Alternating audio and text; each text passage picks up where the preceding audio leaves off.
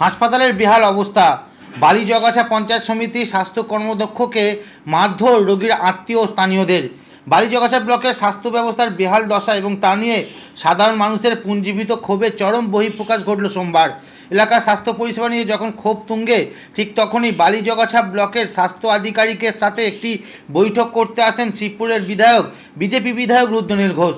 সেই বৈঠকে যোগ দিতে আসেন পঞ্চায়েত সমিতির তৃণমূল স্বাস্থ্য কর্মাধ্যক্ষ গৌরাঙ্গ সাহা।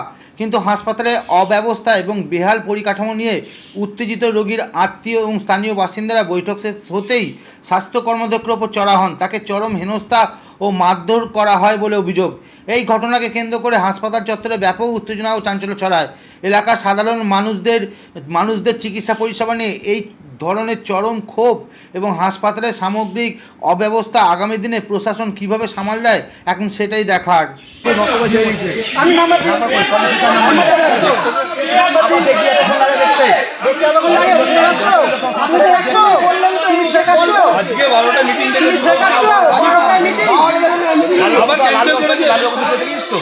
শুনে নাও তাহলে আসবেন এর প্রত্যেকে একদম আসবে না একদম আসবে না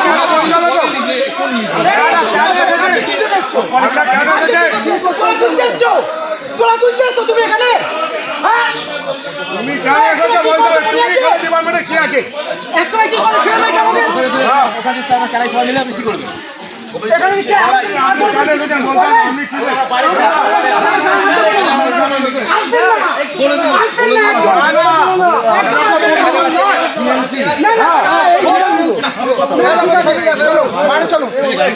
গাড়ি নিয়ে যাবো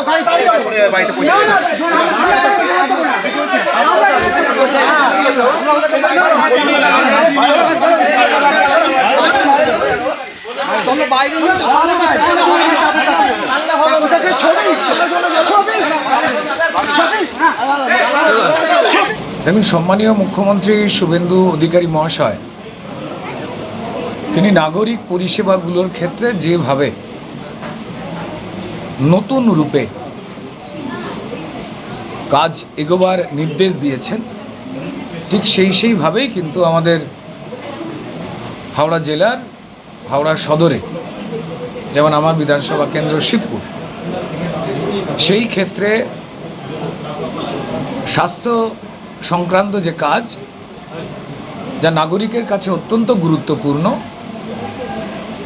তার পুনর্গঠন বা পুনর্বিন্যাস আরও কিভাবে সঠিকভাবে করা যায় সেই নিয়ে আজ একটা দীর্ঘক্ষণ আলোচনা হয়েছে। আর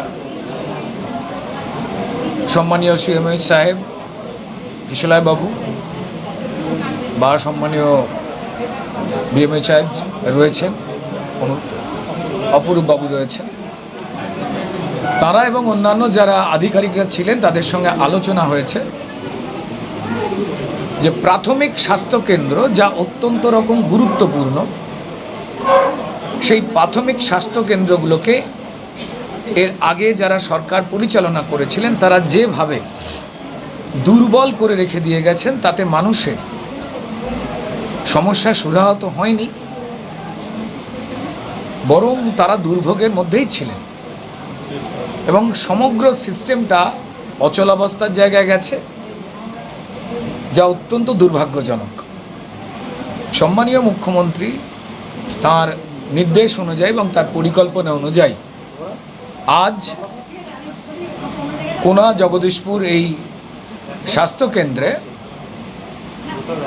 আমরা শিবপুরের যে 8-9টি প্রাথমিক স্বাস্থ্যকেন্দ্র রয়েছে তাদের অবস্থা এই মুহূর্তে কেমন, কোন কোন বিষয়গুলি নজর দেওয়া প্রয়োজন রয়েছে, সেটা ডাক্তারবাবুর সংখ্যা হতে পারে, বাকি আমাদের নার্স দিদিদের সংখ্যা হতে পারে, বা অন্যান্য স্বাস্থ্যকর্মীদের সংখ্যা হতে পারে, সেটাকে নিয়ে আলোচনা।